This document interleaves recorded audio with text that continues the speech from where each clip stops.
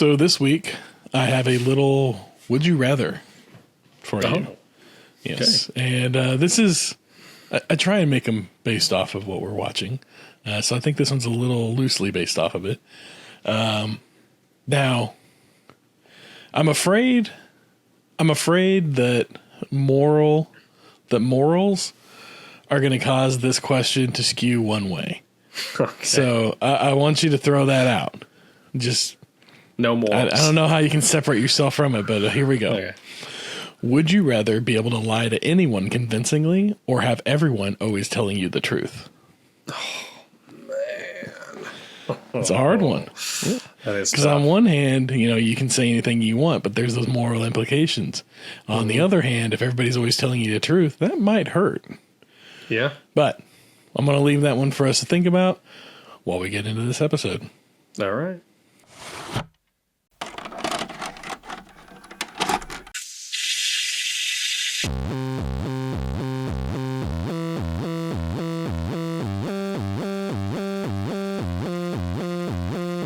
Your local video store card. A comic book in your back pocket. Games with no tutorials.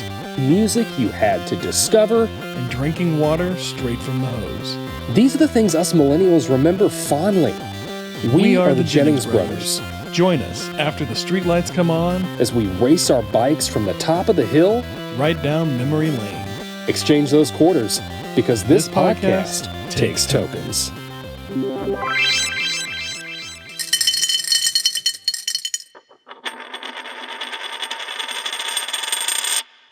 Before we start this podcast, I think there's something you all should know. The only reason Ryan is on this podcast is because he was tailing me whenever I was looking at a list of podcasts. He was just sitting outside and wondering what I was doing. I was in my head, having a good time. I'm into that kind of thing. Anyways, he waited outside. And the only reason he came into the show was because he wanted to cover 2 specific movies. This wasn't one of those. I was just watching a show and Brian wanted to talk about it. And the next thing you know, we're doing this podcast. I don't know what they teach these kids up north, but this is not just a regular podcast. It's a super podcast. And the only thing missing from this show is a cape. That's right. We're talking Beverly Hills Cop this week. True story. True story. Released December 5th, 1984. This is not a summer blockbuster. Oh, my. But I had to throw it on the list because they got the new movie coming out. And I really wanted to watch this because I've never really sat down and watched this show. I've only ever seen basic cable clips of it. Yeah. Have you ever taken the time to, other than, this week? Growing up? No. Honestly, this was a first viewing for me. I had seen some memes, clips here and there, or whatever clips on the internet, but I'd never actually watched the movie. So this is a fresh viewing. This is one of those how did I miss this episodes? Absolutely, and then I know I've seen big chunks of it. Mm-hmm. Like I said, watching cable. It's a completely different movie when you're not watching it on cable. Oh, yeah, I'm sure. There's a language barrier that gets broken down. Let's say that, yeah. $13 million budget. This movie grossed $316 million worldwide. That classifies as a blockbuster. Yes, December. It does. It's a Christmas movie. This was released on December 5th. This is a Christmas movie. Wow. So from now on, when somebody asks you what's your favorite Christmas movie, you can say Beverly Hills Cop if you want to. This is the 3rd movie in a fantastic film career start. I don't know how many actors have this good of a start to their career, but Eddie Murphy coming out guns blazing, literally and figuratively, with 48 Hours, Trading Places, and Beverly Hills Cop. That's a heck of a run. I think I looked and I did the math because I was looking to see the ages of some of these actors. Oh, yeah. They're all younger than us, I guarantee. What's that? I bet they're all younger than us now. Oh, yeah. Eddie Murphy would have had to have been 21 or 22 when they filmed this. Oh, wow. He was a rookie. Which is crazy to me. And the other one that I thought was nuts, John Ashton, that plays Sergeant Taggart. He looks like he's an aged man. He looks older than we do. Yeah. He was like 34 when they shot this movie. Wow. It's that thing where like you look back you look back in time and people just look older. They do. Yeah. Yeah. Look older. It's crazy.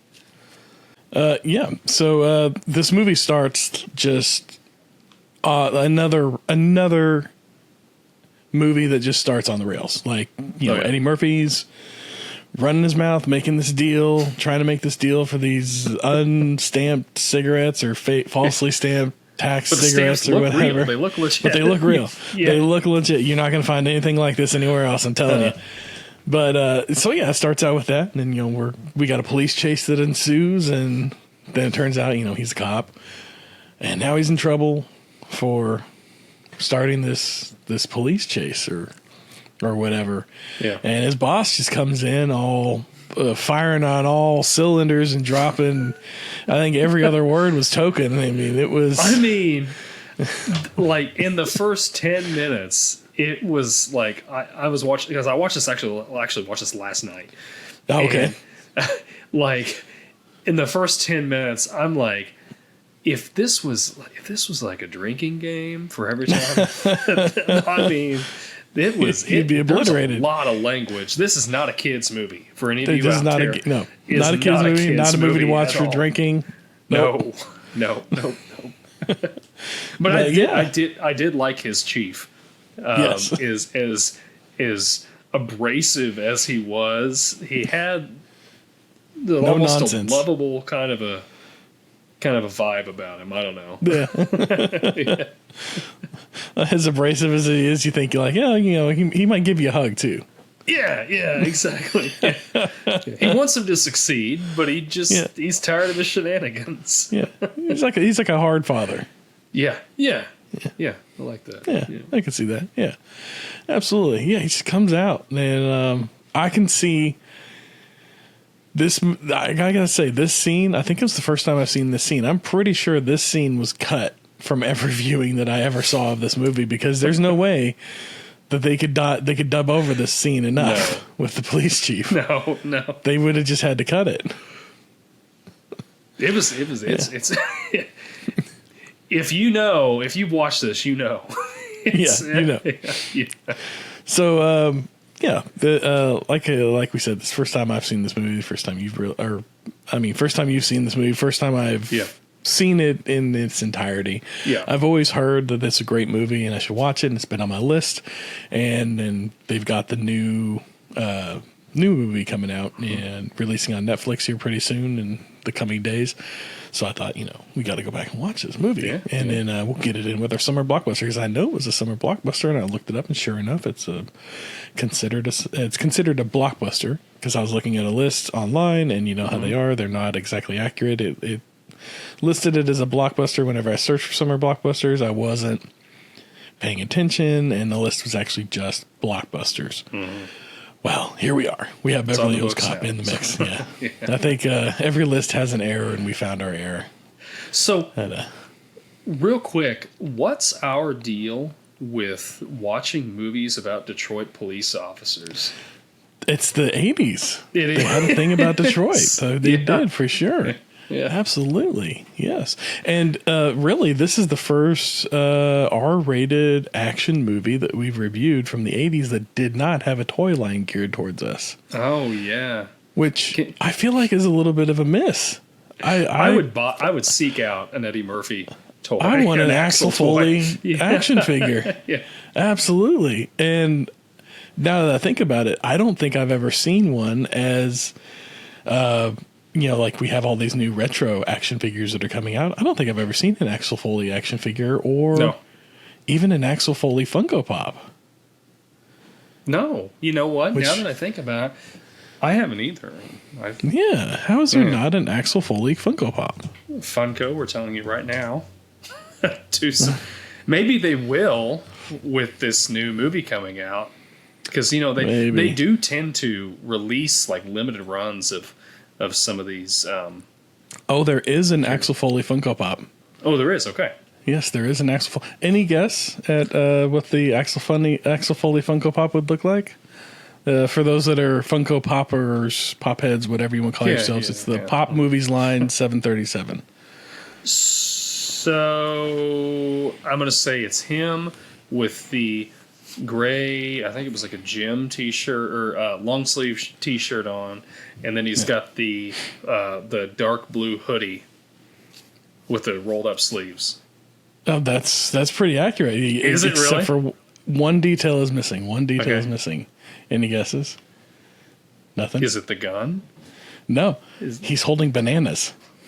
Oh, is he really? He's holding bananas. Yes, yes. This Pop is bananas.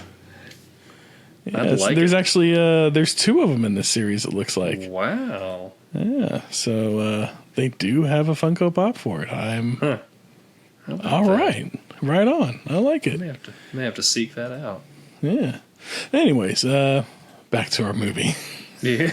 off of the toys for a minute. Yeah. Even though that gives us a little fun fact there. Yeah. Funko Pop nailed it. They got it right. Although a good action figure, posable, to look right and everything would be fun. But I guess beggars can't be choosers. So watching this movie for the first time, anything stand out to you as far as like scenes or anything like that? Well, so one thing that stood out to me, there's a couple things. One was, my Lord, did they use that theme song in about every dang scene? It was like, I liked it, but then it got to the point I'm like, okay, I have heard this a little too much. But it's iconic. Like, you hear that theme song and you know that movie. And it's very 80s. Like, whenever we were talking about 80s music, like doing our 80s music rundown, this is the sound that makes me think of 80s, is that synth. 100%. It is. Uh-huh. Yep. Yeah. 1984, it's captured it. Yes, it did. And then I noticed Jonathan Banks, Mike from Breaking Bad. He plays the hitman that shoots his friend. Yeah. I forgot that he was in Breaking Bad. I was watching it and I was thinking, oh, that's Ed O'Neill's brother from Modern Family. And that's the first thing that came to my mind. Too. Yeah. Oh my gosh. Oh, Modern Family. We'll have to do an episode on Modern Family sometimes. Yeah. No, I don't know. Like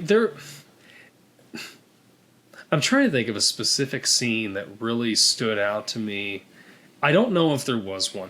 There was a lot of things that I thought were humorous. So I will say, going into this movie, I was expecting more of a slapstick kind of comedy, like in the vein. It's very straight. Like Vacation, like when we watched Vacation. And it wasn't, like you're saying, it was very straight. It wasn't that. There was funny parts, like when he goes into the hotel and he bull craps his way into getting a hotel room. Yeah. And then they're like, he's like, well, how much is it, or whatever, after they've given him the room, and like, it's $200 a night. And he just kind of like stares at him. And there's like that 3 seconds where like he's staring, the manager's staring, and the lady at the not the host, you know what I'm talking about, the lady or whatever. Yeah, she's staring, and then it looks back at him, and then he's like, okay. Well, I can do that. Yeah. I thought that was pretty funny, and I liked how his relationship built and grew with Taggart and Rosewood as the movie went on. I liked that. Like as much as he gave him a little guff there, he was he was very respectful of them, and he respected them and the job that they did as much as he may have been at odds with them at some points. For sure. Yeah. For me, that whole hotel thing, could you get away with that? Like, I mean, no. today maybe now, not so much. yeah. You know, like you got internet history and all that. You can search up somebody and figure out, you know, oh, does this guy actually work for Rolling Stone? But back in the day, I wonder if he could have pulled that off.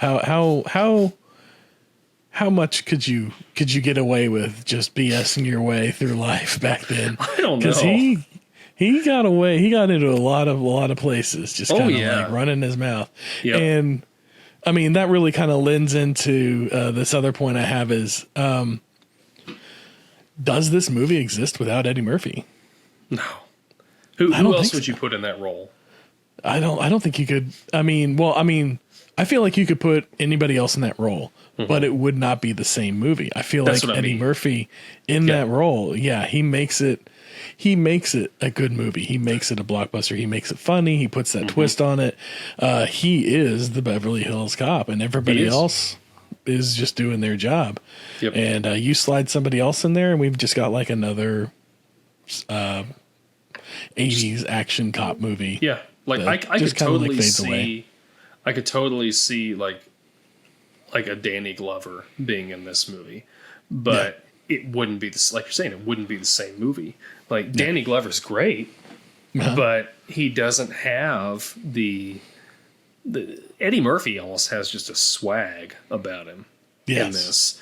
You know, well, I mean, you put Danny Glover in this movie, and 3 years later, you have Lethal Weapon. Mm-hmm.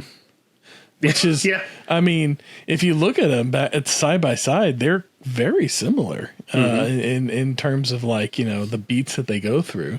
It's just and that's what I mean. Like the actors that you have in the roles are what make the movies what they are. Yeah. You slide in Mel Gibson and Danny Glover, and suddenly this becomes Lethal Weapon.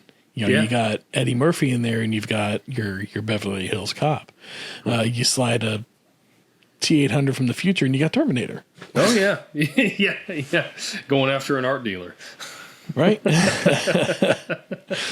yeah, this was definitely a formula that they used in the '80s for all these action movies. It was the beats were all very similar, and it just really came down to star power. And at the time, Eddie Murphy had it. Like he's coming out of Saturday Night Live, and he's got these other hit movies in his belt, which 48 Hours is a movie I've never seen before, and that's going on my list. I'm going to have to go back and watch that one for sure, especially after this, because I think that'll be good. But Trading Places was always that's always a favorite of mine. And I think didn't they do, Netflix did a, what was that? The Movies That Made Us. I think they did one on Trading Places, didn't they? Yeah. They may have mentioned it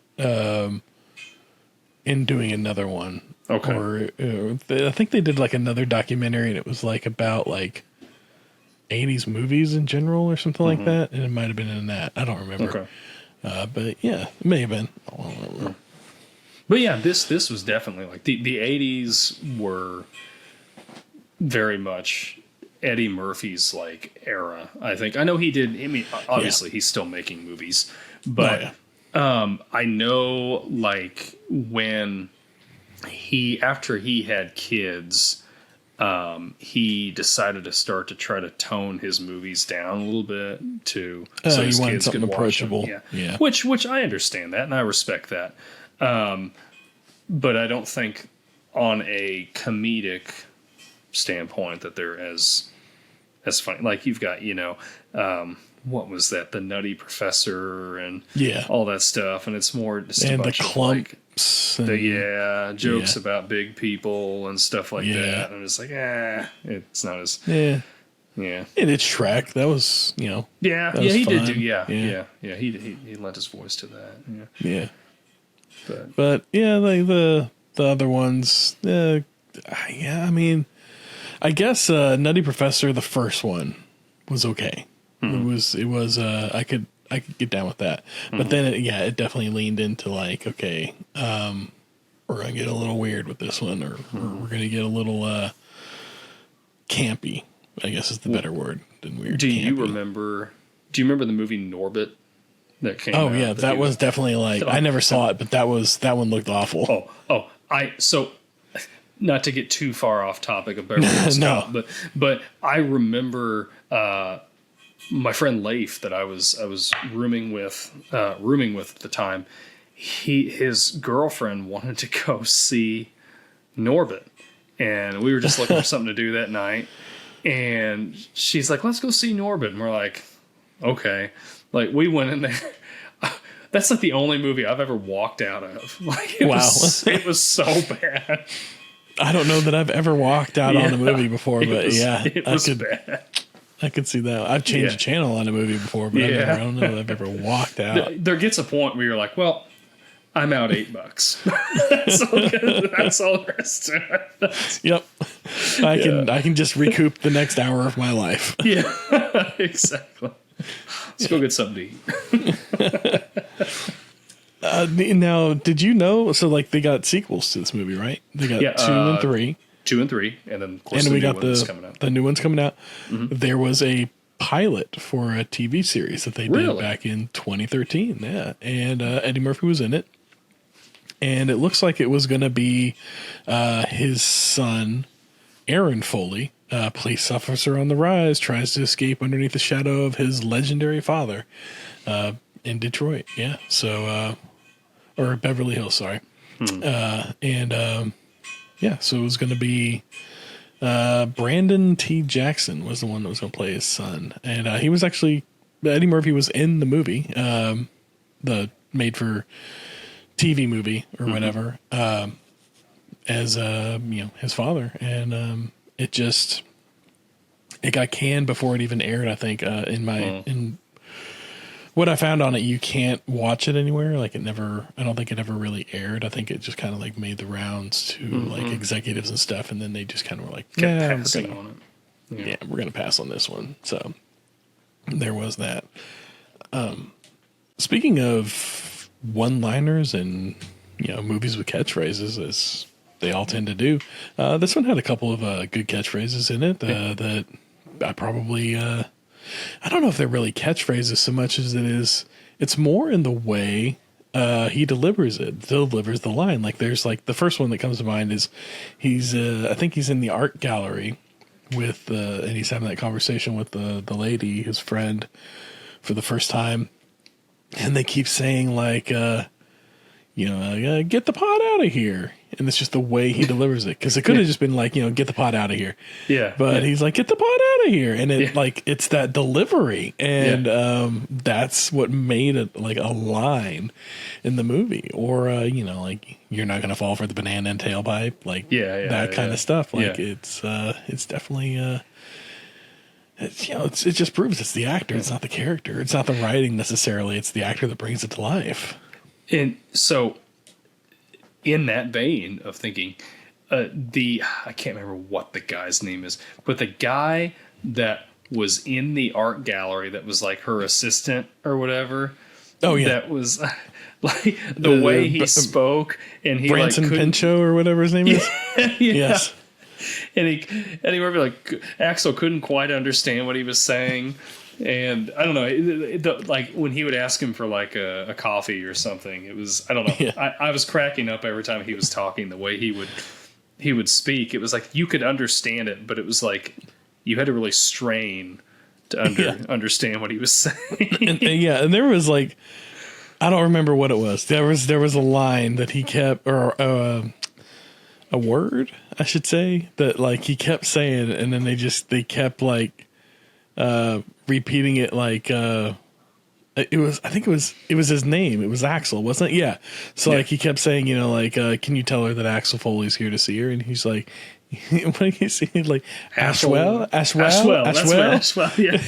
He's like, no, Axel Ashwell. He just couldn't get it. Yeah. But I mean, that's another guy that like I remember seeing him in so much. Like there was what was that show that he did? Not Trading Places. I was thinking Cousins. About while I was watching the movie. No, it was Perfect Strangers. Perfect Strangers, yeah. It was great. It was always funny to watch, and it was just like he had that delivery, and he did this like weird, like ambiguous foreign accent. He's like Gru before Gru. But yeah, it was another one where it's like the character, made the difference. Yeah, Or the actor made the difference for the character. He could have been just like some throwaway nothing, and then they did that, and it was great. Yeah, so it's just full of like all these little great interactions and characters, and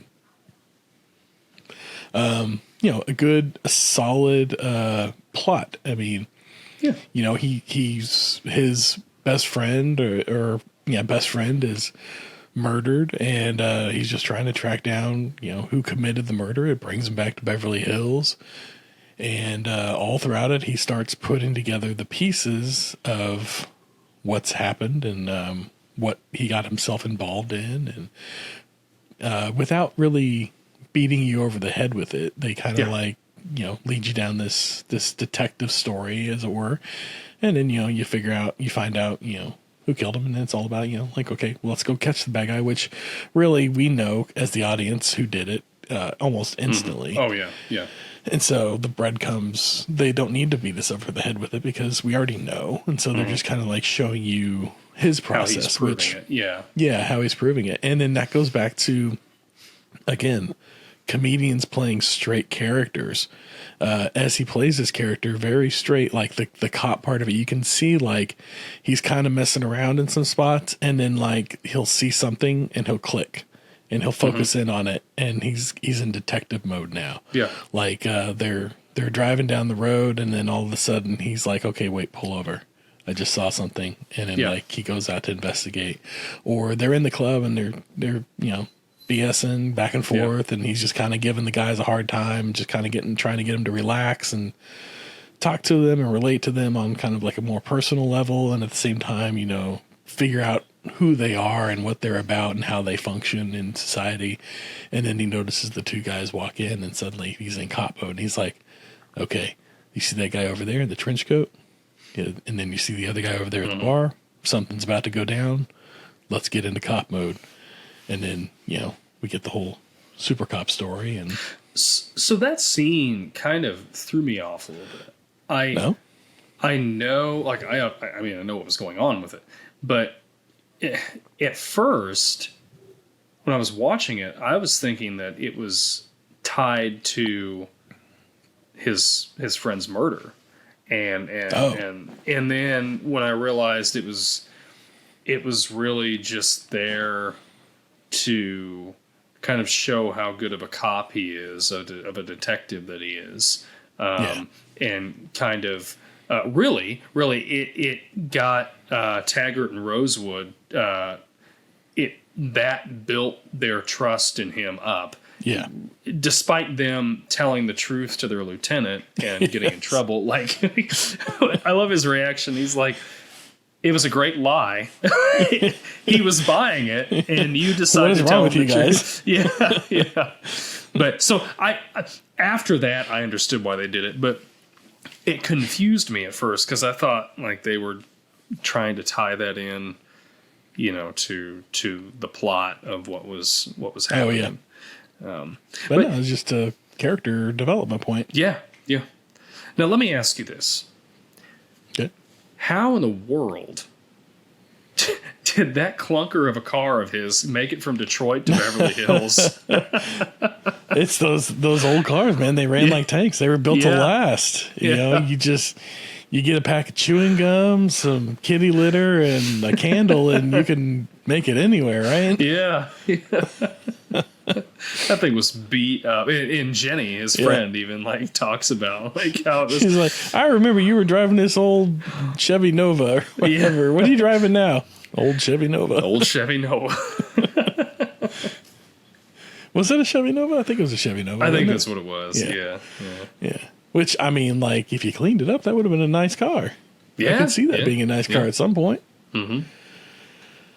Yeah. But, yeah, I don't know what, I mean, geopolitics and all that. I'm not, I don't follow for like that time period really.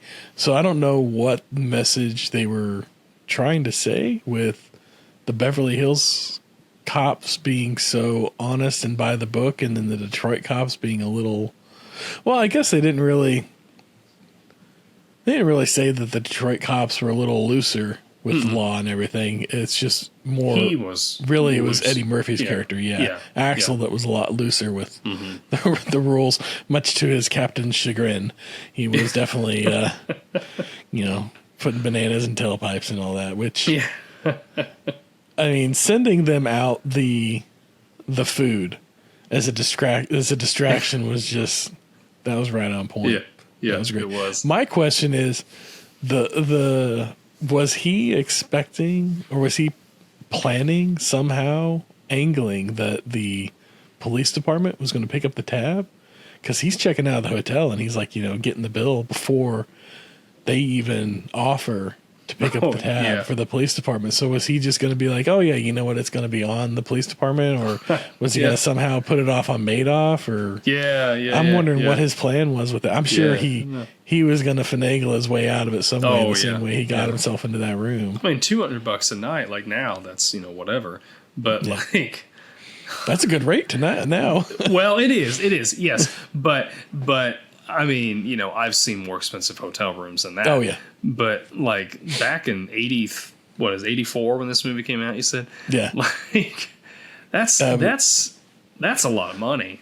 Yeah. Especially back then, whenever you get, like a Holiday Inn for maybe $25 a night at the time or something like that. Yeah. Yeah. So, that's... Which I seem to remember a clip from, I think it's Beverly Hills Cop 2, when he goes to Disney and they're like, it's $35 or something again, and he's like, $35 for this for this park, which wow, now is I pay $35 again. $35. You pay $35 to ride some of the rides now. Yeah. Man. But so that I'm thinking back, that truck, this is back at the beginning, but I don't know, it got me thinking about that again.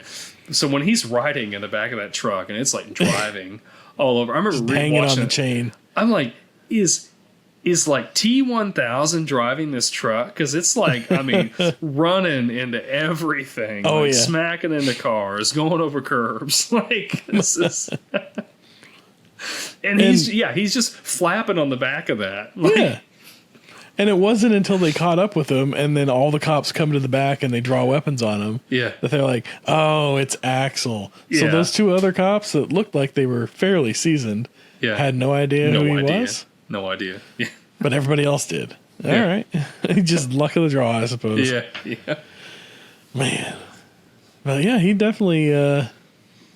he was able to get himself in and out of some sticky situations there in this movie, and it was fun. I did enjoy the movie, but I mean, without Eddie Murphy, I don't think I would have enjoyed this movie. No, I don't think I would have. I mean, I would have watched it. It would have been fine, but it wouldn't have been anything that I'd want to watch again. It'd be a forgettable movie. Like, without Eddie Murphy, it really would be. Absolutely. Because honestly, like, the plot is there, and I'm not going to say the plot is, like, bad. It's not bad. It's solid, but it's thin. Yeah. But this movie, the script was nominated for, like, a Best Original Screenplay Oscar. And I'm like, what other movies did they have out, or what lack of movies did they have out that year for this to? Because, like I said, it's not a bad. 84 is a big year.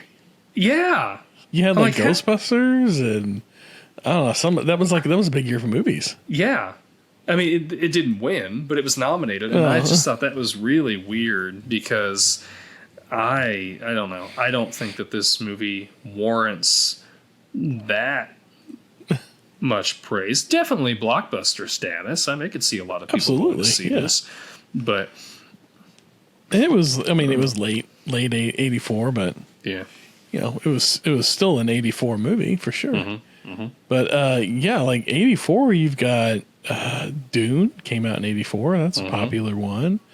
Cheech and Chong. Moscow on the Hudson. It says top movies: Hockey Night, Dune, Cow. Gremlins came out that year, I think, didn't it? Yeah, I think it did too. I don't know why none of that's coming up on my search. Yeah, I'm not getting Gremlins. I'm not getting Ghostbusters. I'm not getting... That was all 84, I thought.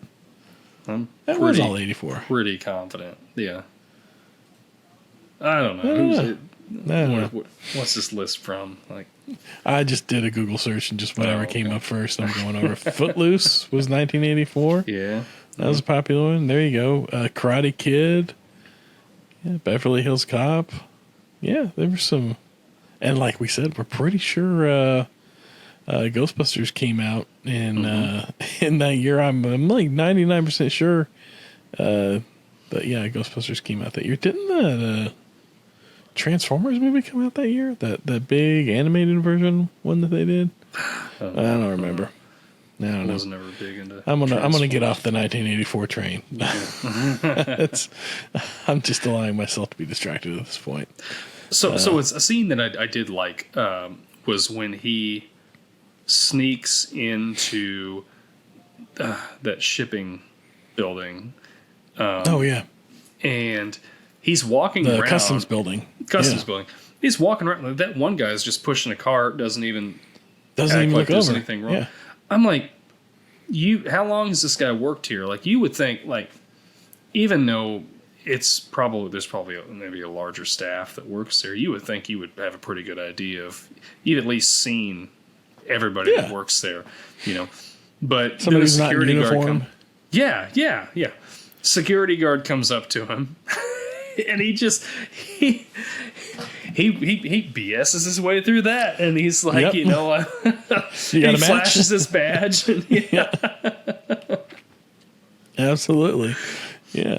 And that one guy gets wise, and he's like, "Well, do you have a warrant?" And he's like, "Listen here, I don't need a warrant. Do I need a warrant? Like, yeah. You want to see my warrant? I'll show you my warrant." Yes. And then again, just BSing his way through it and getting away with it. Yep. Which, I mean, that's got to come back on you somewhere, right? Oh, yeah. Yeah. I don't know. But he does that. I think that's where, like, that's really when the movie excels, is when he's doing that, because it happens in so many scenes. There's that one where he goes to, like, the country club, and he's talking to the host, and he's like, "Oh, I need to talk to this guy." And he's like, "Well, how about this? You give me the message." Like, the host is very, very nice. "You give me the message, and I'll give it to him." And so he starts going off on how he's like got this disease and these tests. Yeah. He said, "What's he says is, I got it wrote down here. He needs to get tested before stuff starts falling off." Yes. Well, you know what? That might be something that comes from you. It's Why better don't if you it go comes tell from him? You should go tell him. Yeah, absolutely. Yes. And that whole BSing thing, that reminds me a lot of one of our previous movies we did, Vacation. Chevy Chase and Fletch. Like, this runs pretty parallel to me as like Fletch did in terms of, like, you know, a guy that's just kind of like BSing his way through this mystery or figuring out what's at the bottom of this, except for, you know, Fletch, he's an investigative reporter. Yeah. And we got a cop over here on Beverly Hills Cop. But yeah, that's that whole like running mouth, talking my way out of anything, whatever. But you know, him and Chevy Chase had. I don't think there was ever a movie where the two of them were together, but they were on. Were they on Saturday Night Live at the same time? I can't remember if they were. I think they were. Time. I think that. I mean, there was overlapped or not. Yeah. There was a good like decade and a half there where it was just star power on SNL every Saturday. Yes, and then like a decade where there wasn't. Yeah. But yeah, they're. I don't know that they've ever been in a movie together. I don't know that they could be in a movie together. Honestly, the two of them together might not work. But if it did work, it would be a phenomenal. I'm willing to bet. Yeah. Just watching the two of them go against each other would be great. But Beverly Hills Cop was. Surprisingly fun. I did enjoy it. I struggle with like I think it's because it's the first time I've watched it, so I don't have like a lot of like, oh, that thing that I really enjoyed, or this other thing that I really enjoyed. But like, yeah, just like his just getting up into his general, shenanigans. He had like he just had like a way of navigating this world, like this, like it was this street smarts thing that he had going for him. He sticks the bananas in the tailpipe, and that disables the car for Taggart and Rosewood, and they can't keep up with him, and he gets away. And then that second night, the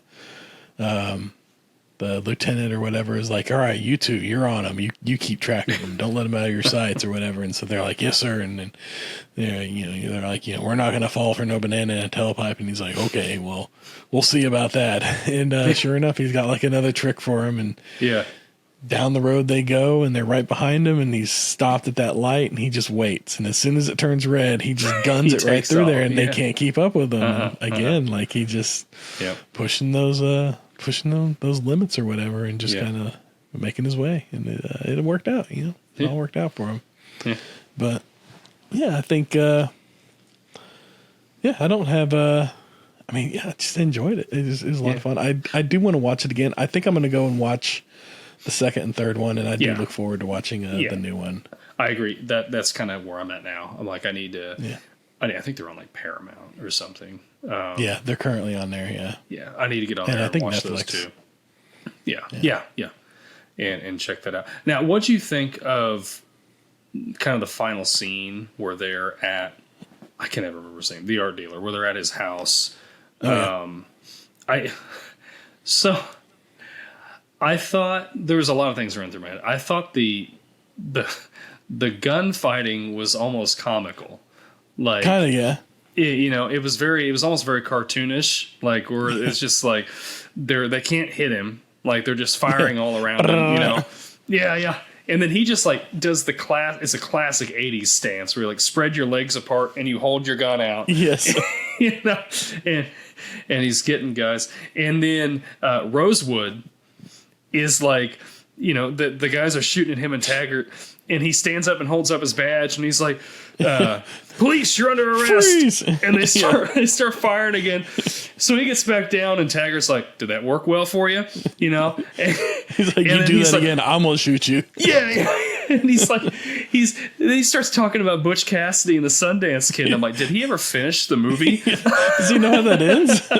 I guess it ends on like the freeze frame or whatever. It does. Fade out. Yeah. But yeah, that whole thing, like it cooked. I feel like the pacing was just right. They didn't draw it out. They didn't stretch it out. There wasn't like a whole lot of back and forth. It was very kind of grounded. Like, there wasn't like a whole lot of like super cop energy as much as they talked about it being super cops. They weren't like, over the top about it. It was very much so like, he got shot at one point. Oh yeah. And he's got to change out, he's got to reload his gun one-handed and all this other stuff. And then, keep on going. And actually Guido shot first. Yeah. Like the bullet goes past his head, hits the wall, and then he fires. Yeah. Terrible shot for the bad guy. But yeah, like if he had any better aim, I guess he got elbowed by the girl before he took the shot. Yeah. So he was a little off balance or whatever.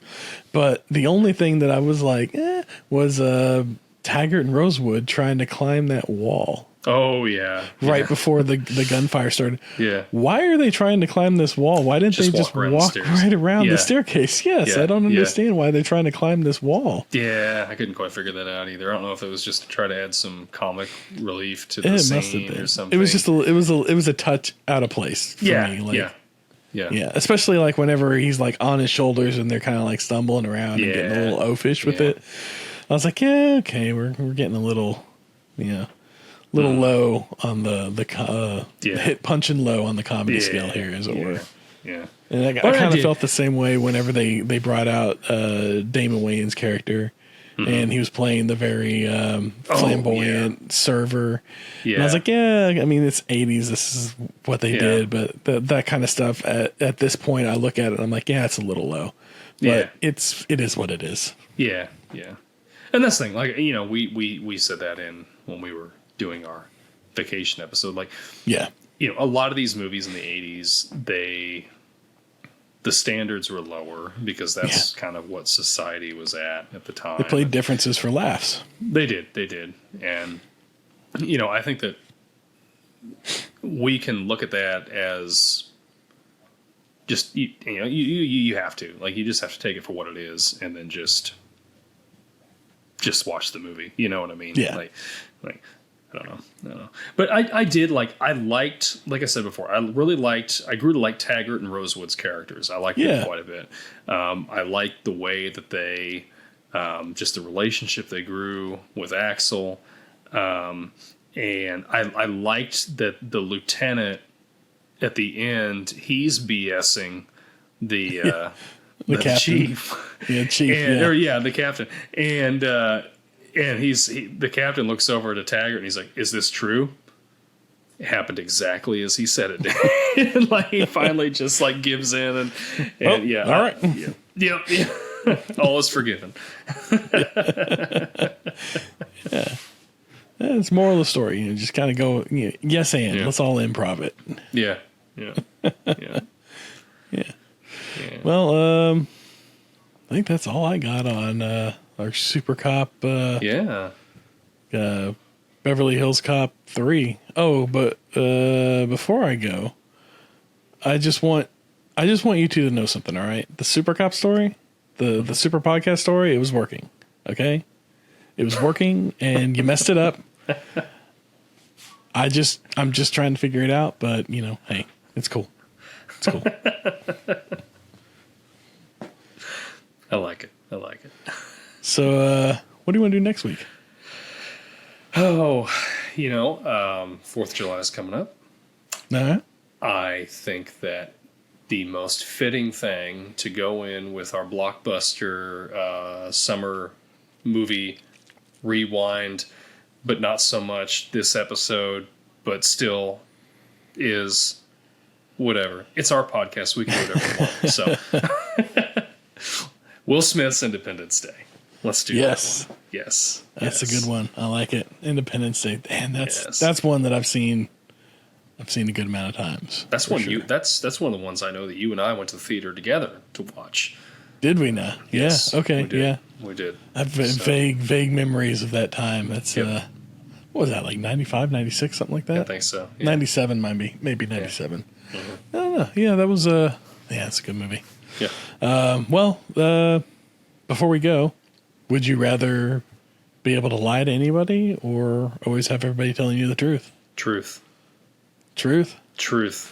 All right. Because that way you're not I don't know. I feel like when you lie, you've always got something over your head. Like I gotta keep this lie up. I have to tell other lies. Now I know you're saying that you're going to be able to. It's magical lies. Yeah, it's magical lies. Anybody's going to believe it, but I don't know. I'd rather know the truth, even if it's hurtful. I'd rather know the truth because I want to know where people stand. Like, give me the truth. All right. Yeah. Give me the truth. Yeah. Yeah. I came into it thinking the lie. I'd like to be able to just spin that web and BS my way through anything, and I would use it for, evil. Truth be told. Yeah. Advancement of myself and my family. But after what you said there, you never being able to know, because if you're lying to everybody, who's to say they're not lying back at you? Mm-hmm. Mm-hmm. And always getting the truth, at least then you know where you stand. Yeah. So I think I'm gonna go with always having everybody tell you the truth. Yeah. Because at least then you know the truth. The truth is powerful. Truth is it's very valuable too. It is. And it's something that we take for granted, I think. So I'm gonna go with the truth. We to get all after school special. I don't know. I think it's good to just be truthful, and I think it's easier to work through stuff with people if everybody's just truthful, and then you've got a solid ground to go on and know where to go from there. That's right. Do whatever. It's right up there with the golden rule. Do unto others. Yeah. Yes. It is. So we're glad you were with us. We're glad you were with us in this moment of self-reflection and kumbaya. And kumbaya. We love that you're here. And yeah, with that, we've reached another checkpoint. Remember that sharing is caring. Reviews help a lot. Please leave us a review. We would greatly appreciate it. Absolutely. You can always also send us an email. This podcast takes tokens@gmail.com. Let us know what you're thinking. Drop us a line. And maybe we'll even read your email on the air. So, before we go, did you have something to tell us about responses that we got? Well, I was going to save it till you signed us off. Oh, okay. Well, I screwed it up. Let's sign off here. Love you guys. Remember, be kind and rewind. Thanks for being with us. Thanks for being with us. And, hang around for just a second. We got a little something for you.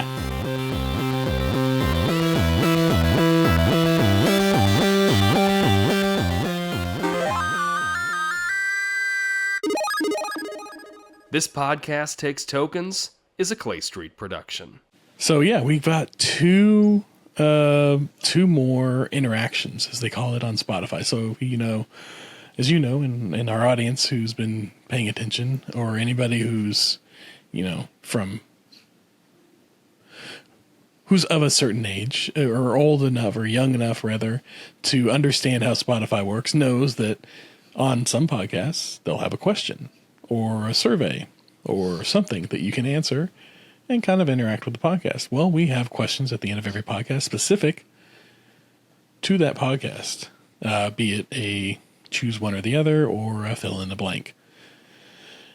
And recently we had two more interactions, and we like to read these out whenever we get them. Yeah. First one we had was for the Dragon Warrior episode. We asked, what's your favorite RPG? And we got a response. Fozzy Guy, that's a F0ZZYGUY, responded.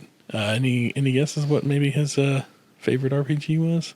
I'll let you just Fantasy. Okay, Final Fantasy. I'll give you that's that. going to be my guess. Yeah. I'm not going to make you name a specific number, but I'll give you Final Fantasy. When I think of one. RPGs, that's what I think of. So. It's not the one I was thinking, though. Like, I never hear this one. Final Fantasy VI. Oh. Right? Yeah. I have not heard a lot of people talk about Final Fantasy VI. 7 gets a lot of love. 1 and 3 get a lot of love. Well, here's the thing. That's it. 3 in the States is actually 6. Oh, really? Yeah. Maybe he means 6 then.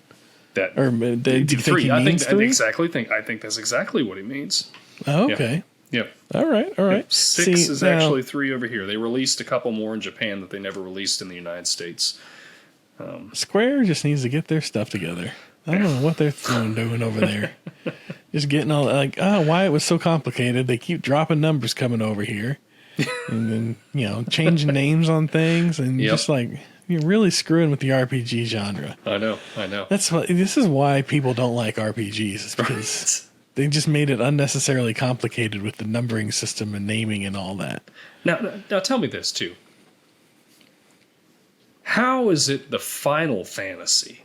If there's 30 like of them? 16 of them. Now, I stole that joke from Dad because one time I was talking to him about Final Fantasy. I was playing Final Fantasy VIII, and he's like, well, how's it the Final Fantasy if there's 8 of them? I love it. Our father was not a gamer. No, but he had a sharp sense of humor. Yes, he did. Yeah. Man. All right. Well, so there's one. Then we have another one. This one came from our Burbs episode. Oh. I asked, and this was a survey question. I asked, does this movie deserve a place as a cult classic? Well, on the cult classic mantle. My options that I gave were yes, this is a cult classic. No, it belongs in the 80s. and I don't care either way. We got a response. So now one of those has 100%. I had you guess at what these were previously whenever it was the M&M's versus Peanuts and which Ninja Turtle, and you've been over so far. On each one of those, care to take a stab at who's got 100%? Is it a yes, no, or an I don't care? Yes. You're just hoping. I'm hoping it's a hope? Yes, because it's one of my it's favorite a yes. movies. It is a yes. It's a yes. God bless you. Yes. Somebody agrees with you. Now, the only thing is they don't say whenever you do the survey who left the response unless they have to do a fill in the blank one. So for all I know, you went in and responded here. I swear. All right. I'll give you the benefit of the doubt. Maybe I will start doing that. Tick it up to 2. Yeah. So it's not going to be as easy to offset it. Yeah, exactly. Now, one thing I do want to mention real quick before we make this kind of post